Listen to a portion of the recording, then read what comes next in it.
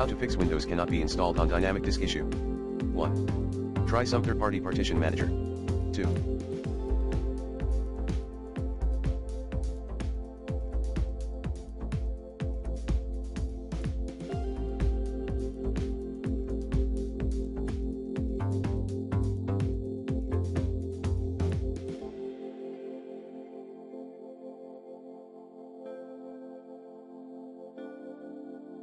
Use Disk Management tool to delete the affected volume. Then launch the Convert to Basic Disk.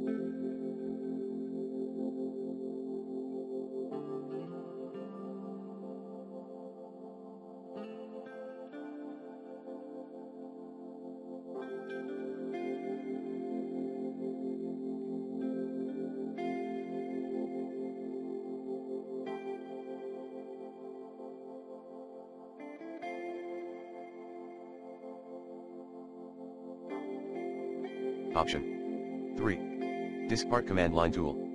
Commands include, list disk select disk N refers to the disk number of the dynamic that you want to convert, list volume select volume M is the number of the volume on the dynamic disk, delete volume. Repeat these two commands to delete all volumes, select disk N convert basic.